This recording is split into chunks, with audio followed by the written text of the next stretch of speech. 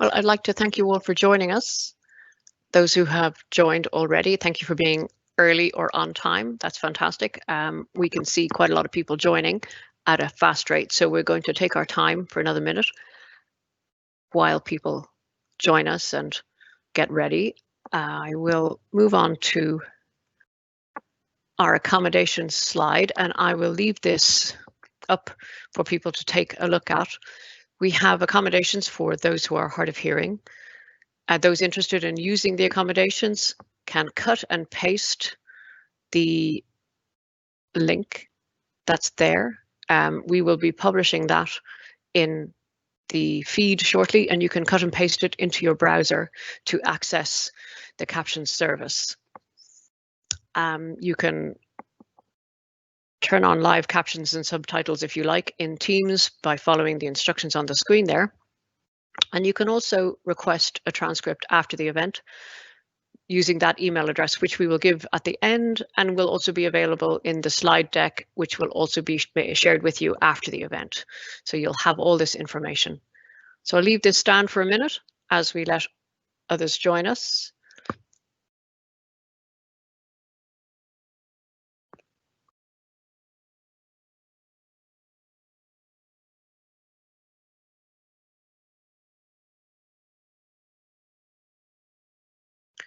And like I said, that link is available in the featured feed. If you want to access that, you can find the live Q&A feed in the upper right-hand corner of your screen. It is a double speech bubble with a question mark. Click on that. The middle feed is in your case, I think it's the featured feed is where you'll see this, and you can cut and paste that link into your browser. So thank you for your patience as we get going. I'm now going to hand things over to our Executive Director of the Economic Development and Tourism Division of the Office of the Governor, to Adriana Cruz. Over to you, Adriana. Thank you, Kelly. I'll make sure that I am unmuted. And good afternoon, everyone. Thank you for joining us today. I'm Adriana Cruz. I'm the Executive Director of the Economic Development and Tourism Office in the Office of Governor Greg Abbott.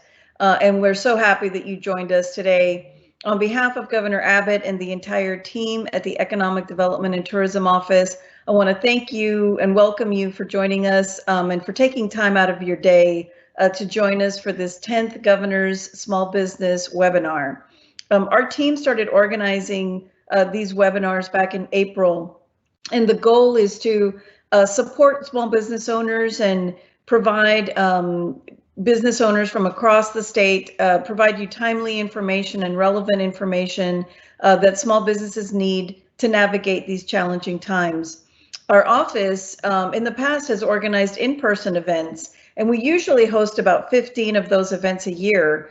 And in the past 4 months, we've done 10 of the small business webinars already, and about 11,000 small business owners and resource providers have joined us. So I want to thank those of you who have joined us in the past and who continue to join these events and ask wonderful questions that really help a lot of your small business colleagues throughout the state.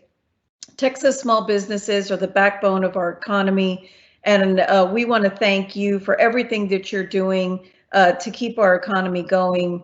We know that Texas small businesses are continuing to face challenging times right now, and please know that the team at the Economic Development and Tourism Office is here for you and here to support you. We have a great program for you today, some wonderful speakers lined up. We're going to focus on business continuity, on resiliency, and on business strategies for an evolving future. So with that, I'll turn it back over to our MC for today, Kelly Spillane, who is the small business advocate in the governor's office. Kelly. Great. Thank you, Adriana.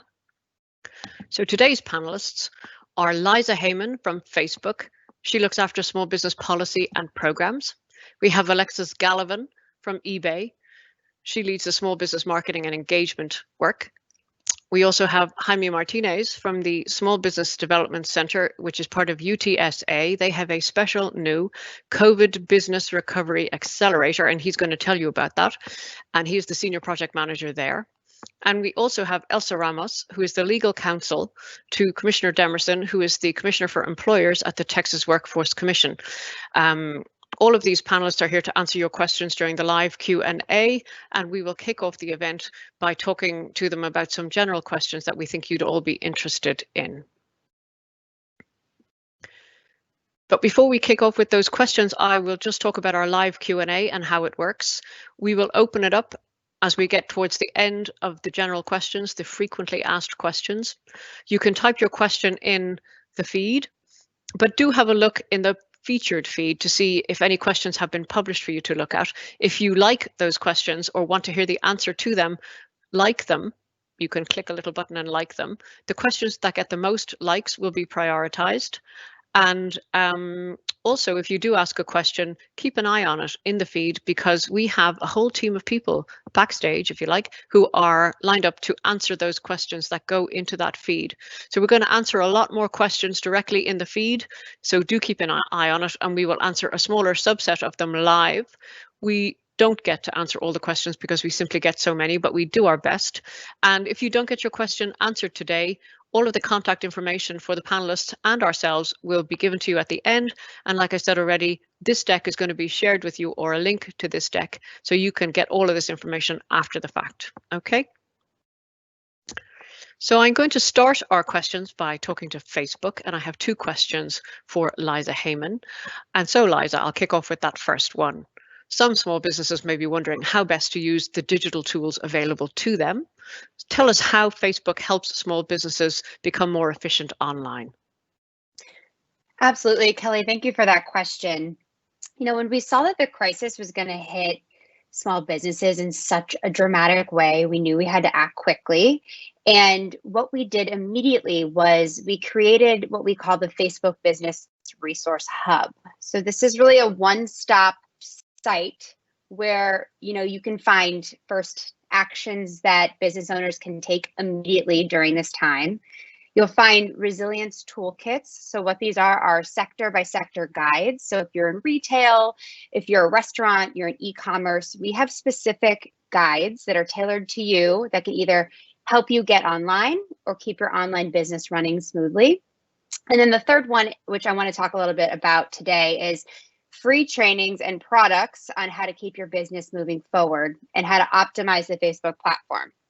So these are all linked to our resource hub, but I just want to make sure everyone on the call knows we have a full online training hub that's called Facebook Blueprint. And what this is, it's a free library of tutorials to bring your business online and to develop your digital marketing knowledge. So if you're just starting out in your journey of bringing your business online, there's courses you can benefit from, like the Essential Guide to Facebook Ads, or how to create a Facebook page and grow your business. But, you know, many of you have already built some businesses that have already been thriving online. There's opportunities for you to go even deeper, like mapping out your customer journey, as that might have changed given the pandemic, or you know, how to create and manage a content calendar so you can really keep in touch with your customers on a daily basis. So I want to make sure that you all know these are easy, accessible guides.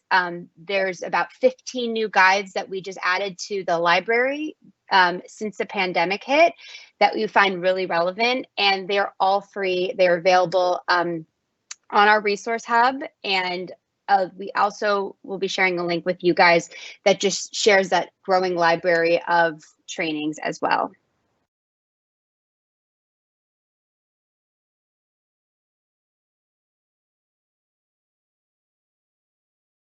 Great, Liza, thank you so much. Of course. I see my camera's not working. Sorry about that. No problem. Strange. That's a little bizarre. Okay, look, I'll go off. I have the second question there. Sorry, I got distracted. I also wanted to say that the links to the guides that Liza was talking about will be available on our second last slide, and again shared with you through the deck after the fact, so don't worry about that right now. The second question is, because of COVID-19, many small businesses have had to completely change their way of operating. What solutions does Facebook have to support this transition? Right, so when the pandemic hit, as I said, we worked really quickly to develop some new products that we were hearing from the small businesses on our platform would be really helpful for them to one, help them adapt, help them better communicate with their customers more efficiently and in real time, and to give people tangible ways to actually support the businesses that they love so much in their communities. So I'm going to quickly run through a couple really exciting product solutions we rolled out, and we can absolutely share more information through the Q&A session. These are all listed in our business resource hub with how-to guides on how to get started. So one that was really exciting, we launched right away, where we created a digital gift card so that people in your area can be able to purchase directly from your business on Facebook. Fundraising was a big product that we used for nonprofits, as many of you might have seen on Facebook, but we made fundraising available to business owners to create a personal fundraiser for their businesses and ask customers to support them during times in which they might not be able to have their doors open. We're making it possible for businesses to announce temporary service changes in real time. So you might have changes that are happening constantly in terms of delivery hours if you're planning to be open. So your community will know on Facebook what your business hours are, and if they're searching for you on Facebook, that will also pop up. Another thing I will note is for those using Instagram, these gift cards, ordering food, and donate buttons are now able to be linked directly to your Instagram profile and also can be featured on your Facebook page. And lastly, which is a really exciting product, is our Facebook and Instagram shops. So we know it's not easy to set up an online shop on your own.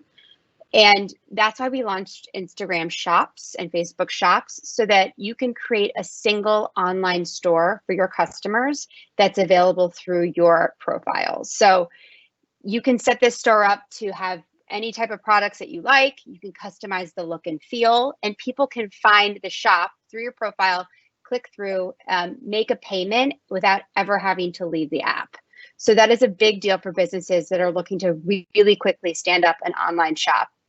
And there's more in-depth descriptions about these products on our resource hub, and we will be sharing that link. But we're constantly learning from businesses about what they need. And we're doing our best to hear from you guys, to learn and to understand how we can shift our products and make these available to anybody who's looking to optimize their online presence. Hopefully that's helpful, Kelly. Yes, very helpful. Thank you so much, Liza. It's great to hear about all of those resources, and especially the free training, which will help people up their game basically online. Because as we know, as a result of this crisis, it's really been emphasized how important it is to be excellent online, to communicate effectively with your customers and with new customers, and also to consider whether there is an e-commerce revenue source that you can access by being online. So we really want to help your thinking with this today. And I am now going to move along, and I'm going to talk to Alexis Gallivan from eBay. With that in mind, eBay is an e-commerce platform, and welcome, Alexis. There are so many e-commerce platforms out there. How does a small business choose which is best for them? And in doing so, maybe just let us know about what's unique and special about eBay. Thank you so much, Kelly, and thank you to the Governor's Office for inviting me to take part in this really important event today. It's meaningful to me personally, not only because this is part of my job, this is what I do, but I'm also actually a small business owner myself. So I can really relate to all of you out there. I have the same sleepless nights, the same kind of frenetic brainstorms during the day, thinking about how do we pivot, how do we adapt in this kind of uncertain time, this uncertain future. So I really relate to you, and I so appreciate that you're here today trying to kind of get scrappy like entrepreneurs do and figure out what's next for your business. So I don't know if you can go to the next slide, Kelly. I think you have that loaded up, right? Awesome. So e-commerce has obviously exploded. eBay was one of the pioneers. We got started 25 years ago, but of course, since then, lots and lots of other companies have recognized the potential in that industry and come on board and launched marketplaces of their own, which is fantastic because even though we're obviously kind of biased towards eBay, we tell small businesses that you should be selling on every single platform you can possibly get your hands on. But it's really, really important as you kind of either begin that process or kind of expand your presence online that you do so in a really kind of careful, discerning way. Because while there are lots and lots of options out there, not all platforms are created equally. Each of them have their own strengths, their own eccentricities, their own policies, their own kind of areas of expertise, their own kind of niche markets. So it's really, really important that you kind of look under the hood, really kind of explore and get a feel for the platform and figure out what works best for your business, because we're all like snowflakes, right? All of our businesses are different and have different needs and kind of market potential. So I would say if I were coming into the space, you know, for the first time, knowing what I know now, what I would suggest that you look for is a few kind of key things. First and foremost, I cannot urge this strongly enough, really try to get a sense of how the platform engages with its sellers. Are they customers? Are they competitors? Are they partners? What kind of policies does the platform have in place to actually support and lift up their sellers? Are those policies clear? Is there fair enforcement when something goes wrong? Are there protections in place? So if something goes wrong with a buyer, do they have your back? And most importantly, do they compete? Are they going to actually prioritize their products over yours, or are they going to do their best to really connect you to consumers? Secondly, reach. You know, how many customers are coming through these, so to speak, doors every single day? At eBay, we have 180 million of them every day coming to our platform, looking for that something special. And also with regard to reach, it's not just about the number of people that come in through those doors, but also the kind of the expansive range of what they're actually looking for. eBay is super, super unique in that we've got something for everybody, or as my mom would say, a lid for every pot. We have unmatched variety in terms of the inventory that we offer, from vintage Jordans and Rolls-Royce cars to kind of everyday commodities like iPhones and iWatches and clothing and electronics and all of that good stuff. So you have lots and lots of buyers coming in looking for lots and lots of different kinds of products. Flexibility. Some marketplaces are really good for beginners. Some you don't even want to think about until you have a really, really advanced kind of sophisticated understanding of e-commerce, because some of them are very, very complicated and you can get into some trouble pretty quickly if you don't really understand kind of the game, so to speak. So partly of what I love about eBay is that it's very, very flexible. We have tiny mom and pop businesses, and then we have massive brands and lots, millions of businesses in between. We offer value and opportunity for all of that full range of business, and we really kind of give you the tools and the opportunity to kind of grow at your own pace on your own terms. Of course, pricing is something really, really important. You want to look closely at the fees, not only what they are, but what are the fee structures? How do they invoice? eBay has really transparent pricing structures, so you know exactly what you're getting into. We have all sorts of kind of optional features that you can kind of upgrade your listings to kind of reach more audiences, or add extra features to kind of make them stand out. But the baseline pricing is very, very reasonable, and it's certainly competitive, if not lower, than a lot of the other marketplaces out there. And then finally, what kind of tools do they offer? How do you actually, once you start on the platform, you need help, right? You need some training, you need that support. So what kind of tools do they offer in terms of shipping or accounting or business analysis? And I'm happy to say that eBay has all of that in spades, lots of marketing and analysis and shipping tools, everything that you'll need to really kind of get started and grow on the platform. Super. Well, thank you for that.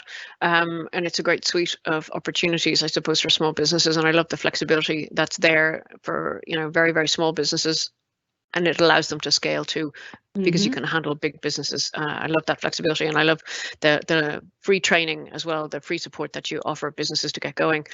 So the second question for you, Alexis, is that eBay has many programs and tools, to my point, to help businesses make the most of the platform. Can you talk about the ones that are most helpful, let's say, to a beginner, a small business that's new to e-commerce? Yes, absolutely. You can go to the next slide. So I mentioned briefly a moment ago, we got started 25 years ago, and small businesses have been central to our kind of business model and our kind of vision since day one, and that certainly remains true today. So we try to do everything that we can to make sure that businesses feel welcome on the platform and that they can quickly and easily kind of access the tools, the information that they need to get started with us and to really grow. So first things first, I would invite everyone to go to ebay.com/smallbusiness. It's a really kind of straightforward one-stop shop, if you will, that gives you kind of all the greatest hits of what you'll need in order to kind of get started on eBay, all sorts of links to learning materials, podcasts, community groups, you name it, it's on there. So that's a great place to start.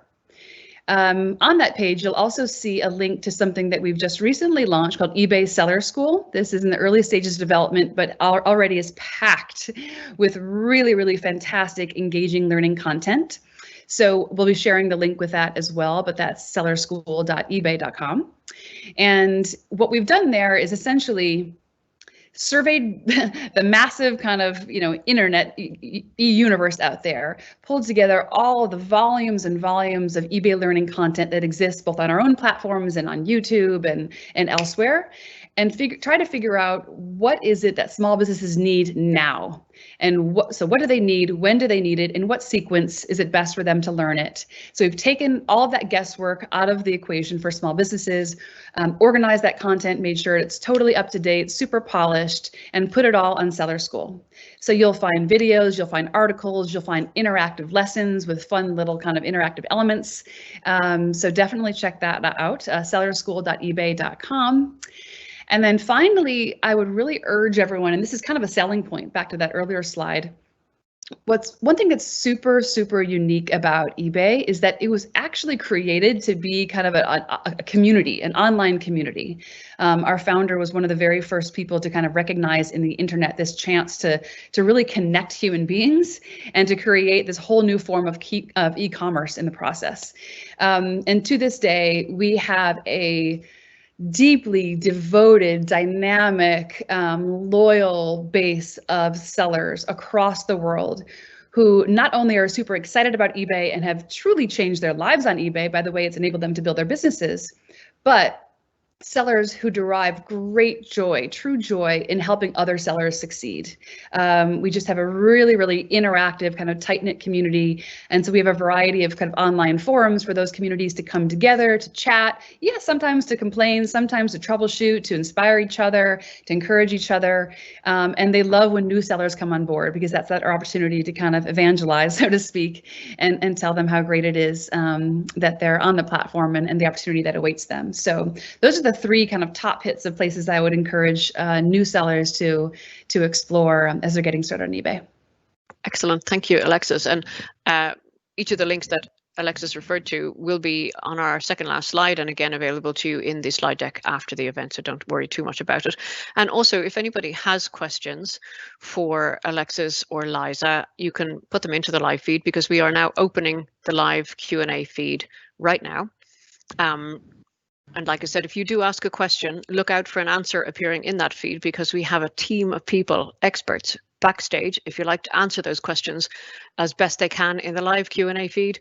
And then some of the questions that we feel will be broadly relevant are going to be published. You'll see those in the featured feed, and my colleague Jarvis will field those to the panelists in the second half of this event, which will happen shortly. So go ahead and start typing in your questions, and we will quite soon be starting that live Q&A piece of the event. But before we go to that, I have two more questions. I'm going to address this next question to Elsa Ramos from the Texas Workforce Commission. Thank you for joining us again, Elsa. So Elsa, if I bring my employees back but have to lay them off again, do they have to file a new claim? And will my business be charged for benefits? Very good question. And the answer is going to depend on how long they went back to work before continuing to make payment requests. So the answer from our website and the guidance from our UI division is this: if your employees made their last payment request no more than 2 weeks from the new layoff, I know some of our businesses are starting and stopping, or the reduction in hours. If it's been 2 weeks or less from their most recent payment request, they can just make the new payment request and report any wages or earnings and the fact that they've now been newly separated again.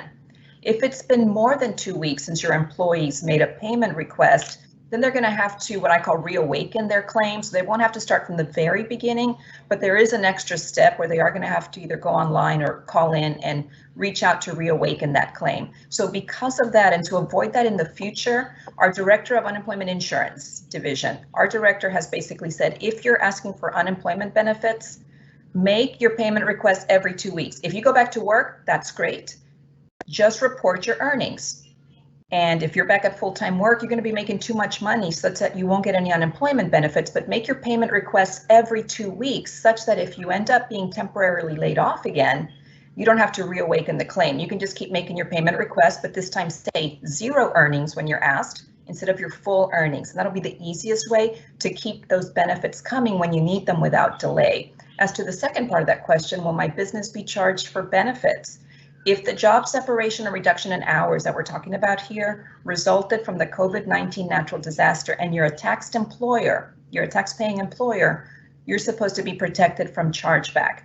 Reimbursing employers, if we have anybody listening who is a governmental employer or a nonprofit who's a reimbursing employer, there is some relief for you, but you don't have the same protection as taxed employers. So like Kelly said at the end, if you have any questions, if you're a reimbursing employer about, kind of what relief there might be available for you, just email us and we can get that information to you. That's great, Elsa. Thank you so much. And there will be information about accessing people in the TWC, Texas Workforce Commission, on the second last slide, and again available in the deck afterwards. And also Elsa is standing by to participate in the live Q&A feed. So if you have workforce related questions or challenges that you're facing, type them into that Q&A feed and it'll either be answered by our team of experts or Elsa herself live. So finally, the last question for this portion of the webinar is going to go to Jaime Martinez, who is from the UTSA Small Business Development Center, and he is leading part of their new SBDC COVID-19 Recovery Accelerator. And it's great to have him here today. And we're going to basically give him an opportunity to talk about the excellent new services that this organization is going to be able to offer now as a result of new funding from the Small Business Administration. And so my question is, the Small Business Administration has given additional funding to help SBDCs better serve the small business community. Tell us about the new services that the SBDC COVID-19 Recovery Accelerator offers. Over to you, Jaime. Thank you, Kelly, and thank you to your team for inviting me here today. I'm happy to participate, as well as my colleague answering questions here in the chat, Nestor Astorga, in reference to assistance that we provide. So yes, as Kelly was mentioning, a part of the CARES Act that was issued just a few short months ago, the SBA received additional funding to create a specialty program within our network of small business development centers to stand up an accelerator program to be able to answer the questions that the small to medium-sized businesses, not just here in Texas, but around the United States. So here in Texas, we have over 20 offices that are part of the SBDC network in most of the major cities we're around. So we essentially can attend to the 254 counties in the state of Texas. I am a part of the Southwest Texas Border Network, so we do take care of 79 counties that are in our region. So we've been around, the Small Business Development Center program has been around for about 40 years now, providing one-on-one, no-cost technical business consulting, business advice to small to medium-sized businesses. And so what's the difference? What do we do now that's different from 40 years? Well, we are responding, and we're in it for the long haul, to those questions that you may have that you're not looking to make an appointment for. And especially right now, the topic is loan forgiveness on the Paycheck Protection Program. So here, right, that Kelly put up, these are the cities that we're in. But our call center that we have set up with advisors standing by Monday through Friday from 8 a.m. to 5 p.m.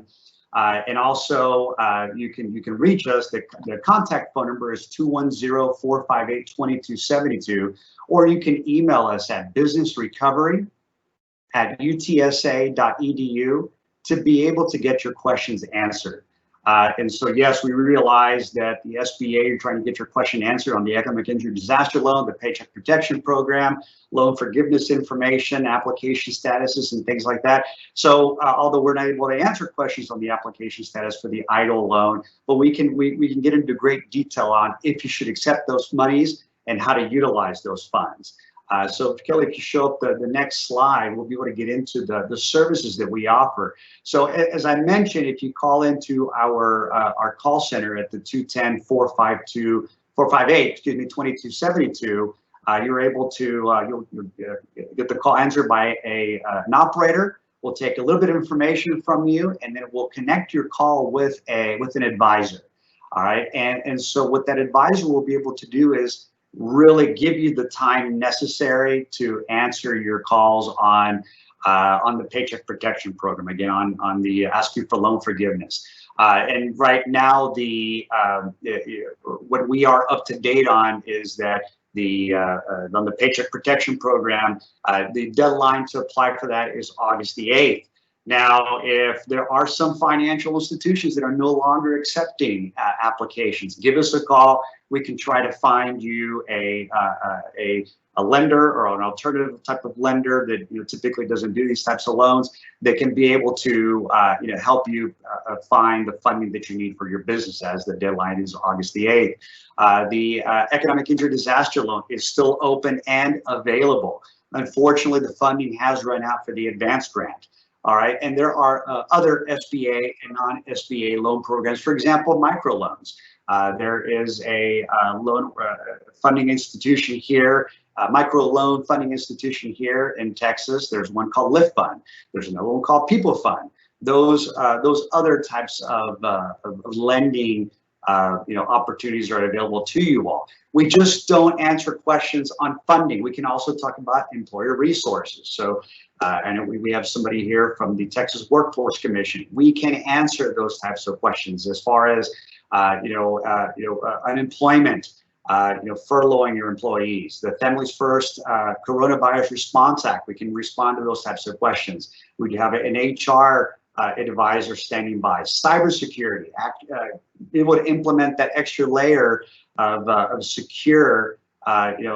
security in your business. We have advisors that stand by in reference to that. Workplace safety, how to bring your employees back safe into your workplace, but not only employees, but also to basically protect your customers as well. So that is what we do. If you are not in our market, that's not a problem. We'd be happy to, after we answer your questions, I guess if there's anything that you take away from what we discussed here today, is that please give us a call, please email us so we can, one, answer your questions, and then communicate you, get you in touch with your local small business development center. So as I mentioned, we're in it for the long haul to be able to help you get that relief you need, recover, and provide some resiliency through this particular COVID pandemic. So thank you for your time, and I'll be here to answer questions. And thank you, Jaime. That's fantastic. It's going to be great for small businesses to be able to have access now to this increased capacity to get someone to take a call and to be able to get emails answered. We're really excited to help raise awareness of this. We have the email address and the phone number on the second last slide. And again, you all can access that when you get access to the deck after the event. So don't worry if you didn't catch it when he said it there. So thank you, Jaime. I am going to now move to the next phase of the event, which is our live Q&A. I know that you've been typing questions in and we've been seeing that. Some of them have been answered directly in the live feed. So if you did type a question, double check that you didn't get an answer or that you did. And in any case, look at the questions that were featured and like them if you'd like to see them answered. I am now going to hand over to my colleague Jarvis Brewer, who is going to handle the live Q&A. Over to you, Jarvis. Thank you, Kelly, and hello everyone. Welcome to the live portion of this event. A ton of questions were coming in, and we're going to get through as many as we can within the last half hour or so of this event. This first question I'm going to relay to you, Alexis. We're getting a lot related to e-commerce, a lot of questions related to e-commerce. So this first question comes from Susan. My company sells human resource consulting such as outplacement, training, career development, and coaching services to organizations. Is there an opportunity for selling services rather than products? Great question, Susan. And sadly for us, the answer is no. We're a strictly product-based marketplace, but maybe Facebook. Actually, Yes. can I suggest that Liza jumps in there, because Facebook is a great platform for many Absolutely. opportunities for services. Over to you, Liza. Yeah, so we're actually seeing great success for people that are sole proprietors that are offering services and building community on Facebook. That Facebook is most well suited for people who are trying to build community. And I think, you know, this could be a great opportunity for you to continue to build your brand. And of course, you can use our products and tools to sell your services. They do not have to be product based. Perfect. Thank you so much, Liza and Alexis, for that. This next question is again related to e-commerce. As a business owner, what can I do to protect my intellectual property when conducting business through e-commerce? So again, I'm going to relate this one to Alexis. Well, a lot of that happens kind of off any e-commerce platform. That make sure you have a good lawyer who will have the right kind of protections in place for you, so that if you do see any kind of infringements down the road, that you have kind of the protections in place in order to pursue that and make it right. We do have a very robust team of folks on eBay who are constantly on the lookout for fraudulent products that may or may not apply in this instance that you're referring to. But if anyone were to try to kind of pass off a product as yours that wasn't yours, that is certain that you could certainly bring that to our attention, and we would address that immediately. Thank you, Alexis. So this next question goes back to the CARES Act, and I'm going to relay it to Elsa. The question is, if I receive PPP funds, but my business has not responded enough to hire back to the level required for forgiveness, what is best to do? And also, Jaime, if you have any input on this as well, feel free to jump in. If I understand that correctly, meaning I had PPP funds, I was able to put my people either back to work or on paid leave, and now the funds have, exhausted. And again, because of these starts and stops or wherever we are in Texas, we're not able to put our people back to work. You employer, do what you need to do based on your business needs. If you're able to bring back some of your staff, but not all of them, know that even though under the CARES Act, the $600 per week is gone, the state unemployment benefits are still available. And under the CARES Act, the initial 26 weeks of Texas unemployment benefits got expanded with an extra 13 weeks. And then Texas triggered extended benefits. So there's even a possibility. I mean, hopefully your people will not be out of work that long. But again, if we go through certain phases of opening and then closing, or some limited openings, and you find some of your employees who are not able to work, they do have the unemployment benefits there available. And like we discussed with my FAQ, if COVID is a reason for your employees not working, then you are not going to be charged back for those benefits. But again, do what your business needs basically require you to do under these, crisis circumstances. Wonderful. Yeah. Yes. So yeah, Elsa, I mean, I'm glad you're here, because that's the other, side of what we do. And we have an advisor that does specialize in the workforce part of the Paycheck Protection Program. And so in regards to the CARES Act. So for the person who asked the question, you can visit our website. It's txsbdc.org/business recovery under employer resources. And so you are able to find through our website that leads directly to SBA, because again, we are an SBA program, the frequently asked questions when it comes to specifically your question, and you are protected under the Safe Harbor Act.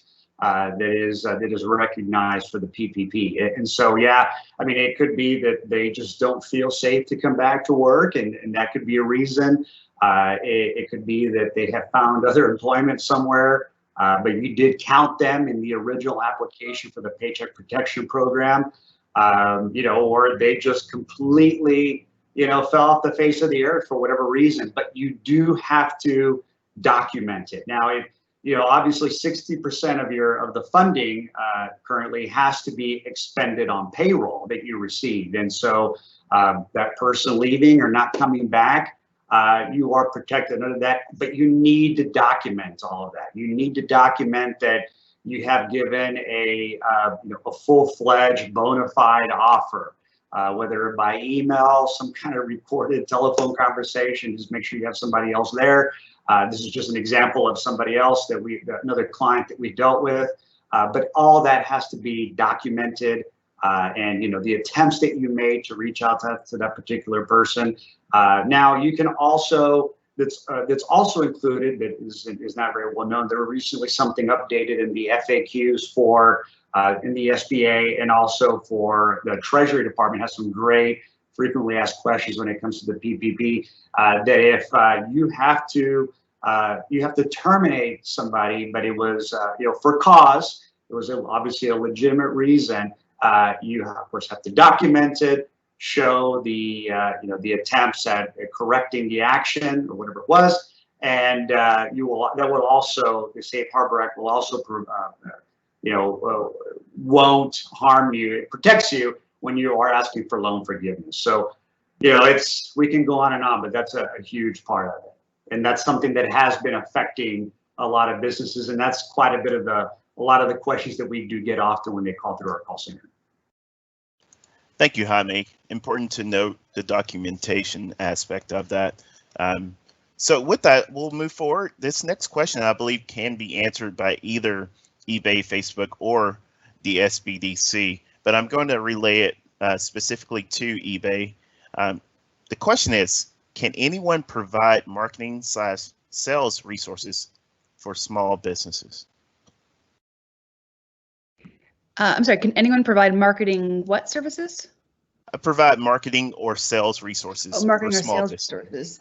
resources. Yes, absolutely. That's a key part, because once you put your products up on a marketplace, hopefully people find their way to it organically and buy lots of those products. But you will have to do, normally you have to do a little bit of kind of the heavy lifting yourself, right? So you have to get out there into the world and let them know that these great products are available. So if you were to go to that Seller School platform that I mentioned earlier, we do have some marketing resources there. There are a lot of kind of levers that you can pull both inside the platform and outside. So inside, there are a variety of kind of features that you could add to your listing that'll basically increase the search results, kind of ranking. We give you a number of best practices to use, for example, in your photographs. You need photographs of your products with white backgrounds, because if they don't have white backgrounds, they're not going to show up in the Google shopping searches. So there are a variety of just kind of little things that you can tweak in your listings that will make sure that you get a much broader exposure to a much broader audience. And like I mentioned, there are a variety of other kind of marketing tools that you can use. Some are free, some are charged an additional fee to use on the platform.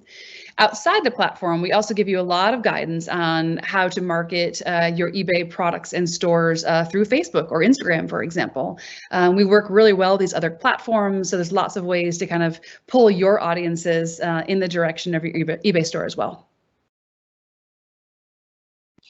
Yes, I mean, if I could add to that, Alexis, yes, we're familiar with our advisors, are familiar with it. Great information to provide.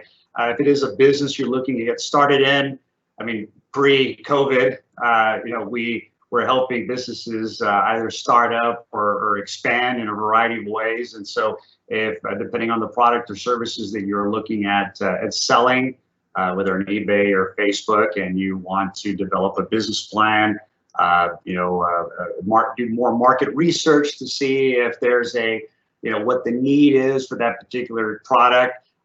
Give us a call, reach out to us at the txsbdc.org/business recovery, and we can get you in touch with an advisor who can help you develop a business plan, market analysis, research on that particular product you're looking at selling, best practices.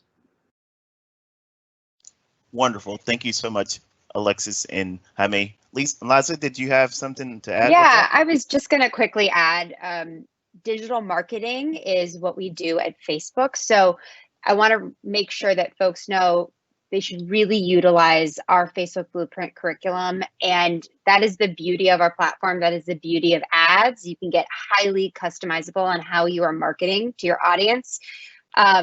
By age, by gender, by location. So making sure that you are using your marketing dollars, as efficiently as possible. So please make sure to use those resources, and we're excited to be able to support you the best way we can. Thank you, Liza. And I'll stick with you for this next question because it is specifically asking about social media channels and advertising. So the question is Facebook or other social media channels, we'll only focus on Facebook, offering free COVID advertising credits for small businesses? If so, please tell us how we can register.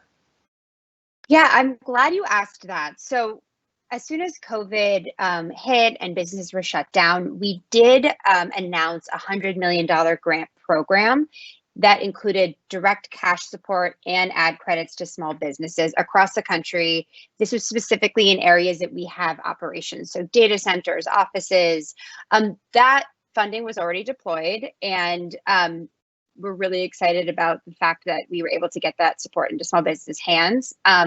But there is a new opportunity to apply for some of this grant money, specifically, pardon me, for Black-owned businesses, owned and operated in honor of Black Business Month. So we are about to launch the application. So you guys are getting kind of the first inside scoop, but this will be about $100 million, and it will be $75 million in grants of cash, and then $25 million in ad credits. So it will go out in smaller amounts, obviously, to businesses, but I'm going to share the link now to the page that kind of goes through the criteria of who is eligible. And quickly, you have to be between 1 and 50 employees, so no sole proprietors here.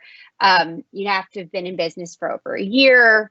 You have to make sure that this money is going to be helpful for the experiences and challenges of COVID, but you do not have to be an expert on how to use digital tools or Facebook to apply. So this is really meant for folks who might just be getting started bringing their business online. And I'm going to share this link in the Q&A if that's the right thing to do. Is that the right place to put it? Absolutely.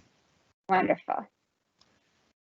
So while you're typing that link, I just received another question directly, and the question is, can we use or can we sell PPE through these platforms? And this may also be a question for you, Alexis, with eBay.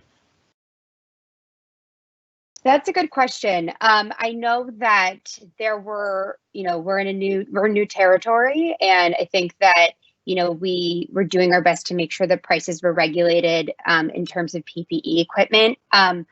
Let me check back with the team and see what the new policies are, but I'm happy to follow up with that answer. Perfect. All right, so I'll move forward with the next question. This is a PPP question, and it's somewhat hypothetical. I'm going to relay it to you, Jaime, but I know in advance that you may not have the answer to it because it is somewhat hypothetical. All right, 1 second, it moved on me.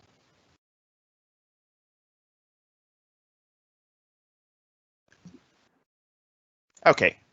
So the question is, if your company has already received the PPP, when the new funding is approved by Congress, can we file for that too?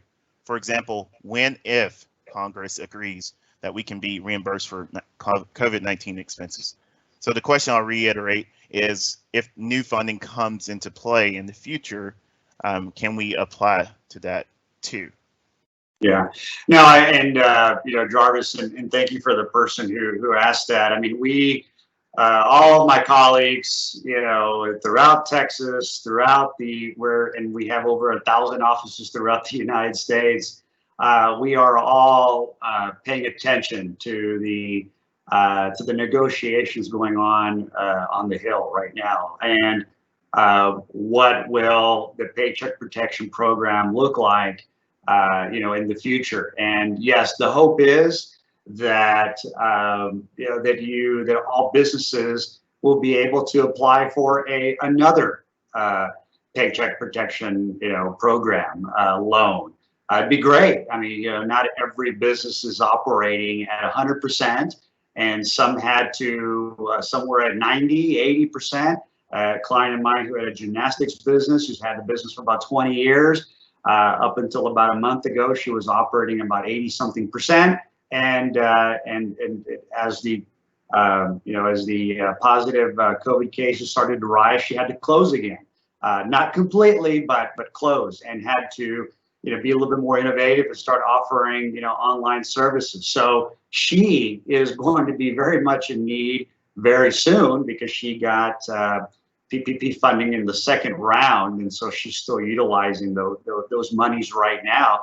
But I can only foresee that she will need another round, probably in the next couple of months, because she's not operating at 100%. So we really do hope. There's also, as you mentioned, the question is hypothetical. I mean, that if I've heard a few different amounts, but let's just say I've heard up to 150,000, as low as 80,000, 100,000, that loans could be, PPP loans could be completely forgiven if your loan was under a certain amount of money. There's a threshold. That's also under negotiation. And so it's something we're closely monitoring. And I would continue to visit our website, because we do update it, because these things do change often. Again, SBA just put out another FAQ yesterday to clarify a lot of details. So visit our website at the txspdc.org/business recovery to get updated on that information. Treasury Department, SBA, they usually keep their websites pretty up to date. But I mean, it's a good question, and trust me, we're all very hopeful, and I want nothing more than our clients to keep people employed and keep generating economic impact to the state and, of course, to the U.S. But we'll see. We'll see. Absolutely. Thank you so much for that, Jaime. And we all are kind of going through this together with a lot of unknowns. So, but you mentioning that txspdc.org website, great resource to get the most up-to-date information. So moving forward, we'll go with our next question. This question is related to small towns here in Texas. And I'm going to relay this one to our e-commerce folks. The question is, will small businesses in small towns truly benefit from creating an online presence? And will it be effective enough to save jobs? So I'm going to start with Facebook on this, and with Liza. Absolutely. I really truly believe, no matter the size of the town, the size of the business, pivoting to online is really going to be beneficial, as things are shifting, and as you're looking to reach people maybe outside of your small town, expand your customer base. These tools are really important just to get started, to understand how they work. And it's, the trends that we are seeing, even from small churches in tiny towns, using live streaming to get in touch with their congregation, or, tiny mom and pop shops that are selling cupcakes that are using Instagram DM to facilitate deliveries to homes. I think we've heard tons and tons of stories about how businesses are going to have to get scrappy and creative. As we know, this is not a short-term situation we're in. We're expected to, be in a situation that's a little uncertain for some time now. So that's from our perspective. We've seen small to medium-sized businesses in all parts of the country learn how to pivot and move towards digital, and the benefits of doing that. But of course, interested to hear from others as well. Can I jump in there? And I just want to ask Alexis to speak, because I know, I'm not sure the program still runs, but eBay ran an amazing program there recently called the Retail Revival Program, and it was focused on just that: small towns, Main Street, brick and mortar. And so it's great to hear about Facebook, but let's hear also about eBay's view on that. Yeah, thank you, Kelly. I say, heck yeah, that's my answer to that question.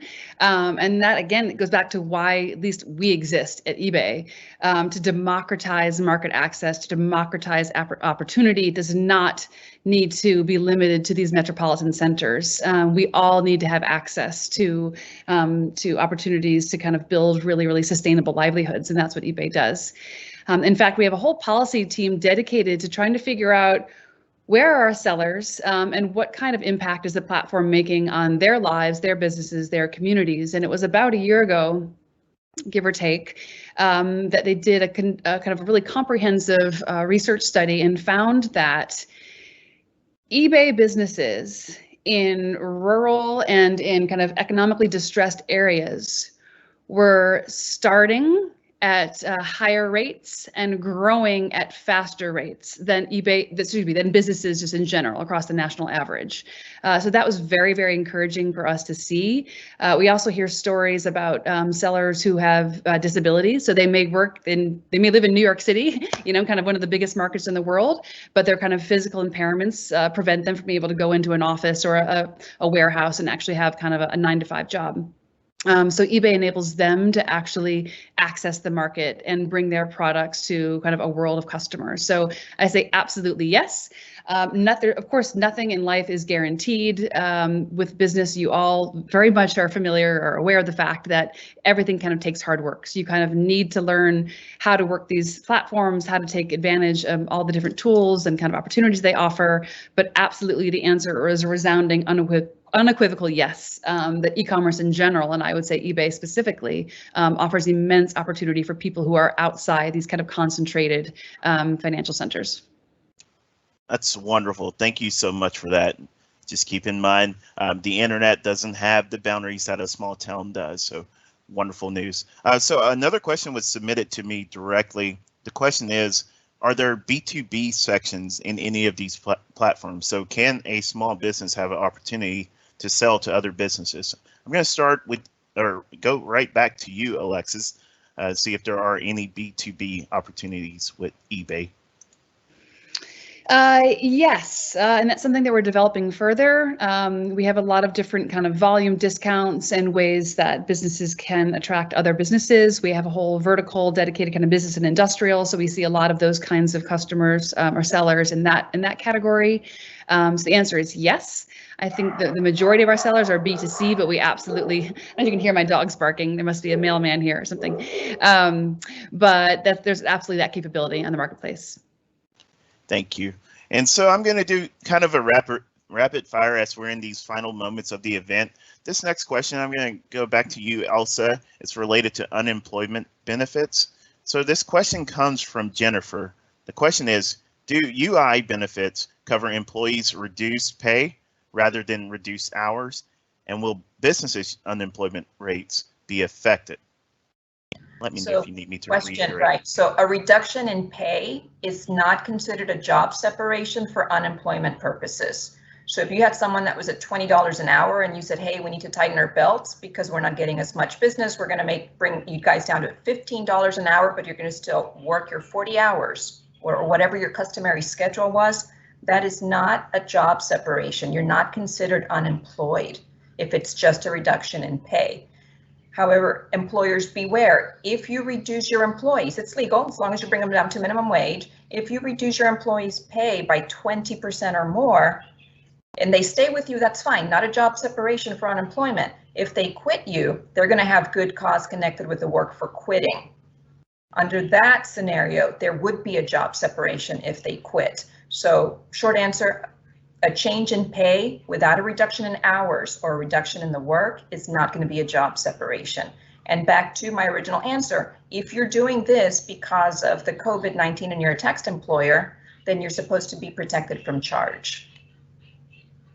Along those lines, this next question I'm going to relay to Jaime. It's also related to the PPP. The question is, if one receives the PPP funds while continued operating, can it be used only for payroll? If it is now exhausted, will this be acceptable for forgiveness? Yeah, first and foremost, Jarvis, and I'll speak to the person who answered the question. The Paycheck Protection Program, yes, it's an economic incentive, product to be able to keep your employees on payroll. So yes, although you are required to at least expend 60% of it for on payroll expenses, to have your loan forgiven, you can use 70, you can use 90, you can use 100% of it on payroll expenses. Yes, 100% of it you can use on payroll expenses, and if everything that you have, if you've documented where the money when the money came in, you documented when the money came out, and who it was to, who it specifically was for. Remember, it doesn't just have to cover salary and wages. It can also cover cash payroll expenses as well. So like tips and bonuses and things like that, if that's a part of your everyday business. So, so make sure you document everything. But yeah, 100% of it can be utilized for, for payroll. Yes. Thank you very much, Jaime. And with that, we're in the last seconds of this event. I want to not only thank Jaime and the SBDC, but also Alexis with eBay, as well as also with the TWC and Liza with Facebook. We went through a lot of information. However, we did not go through everyone's questions. We only had an hour. However, in the next slides, Kelly will share the slides where you can reach out to our respective organizations and contact us and with follow-up information. So thank you all. And with that, I'll hand it over to you, Kelly. Great, and thank you, Jarvis, and thank you to our team backstage for answering as many questions as you did. That was powerful work. Thank you. And again, to echo Jarvis, thank you to our great panelists. It's an honor to have you all here to help us with this webinar. And so this slide just shows the access information for the Office of the Governor staff who run this webinar. There's an email there and links to various important resources and our events. And then this last slide is probably the most interesting for today. This is information to all the resources referred to by our panelists, and it's also including the email and phone number for the UTSA COVID Business Recovery Centre, which is really important. Again, you're going to receive an email in the next day or two, which first of all will ask you to complete a survey, and we'd love you to do that.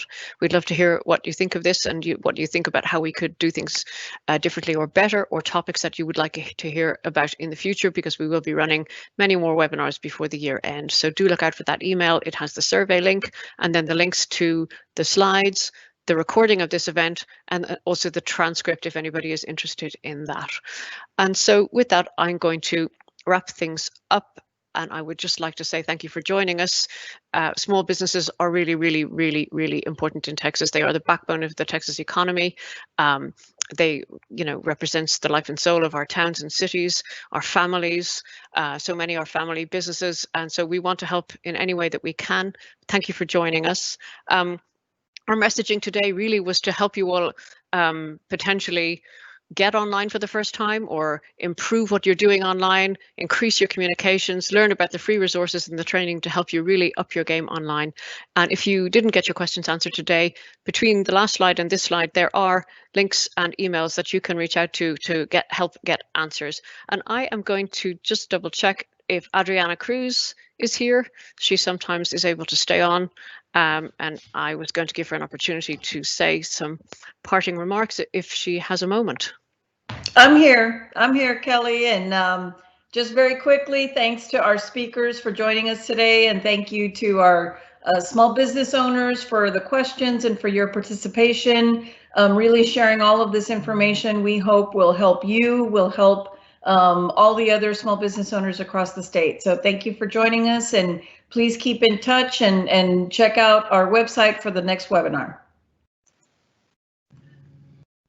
That's great. And so we're concluding the event. Look out for our email, do respond to the survey, and do join us again in the future. Thank you. Thank you so much.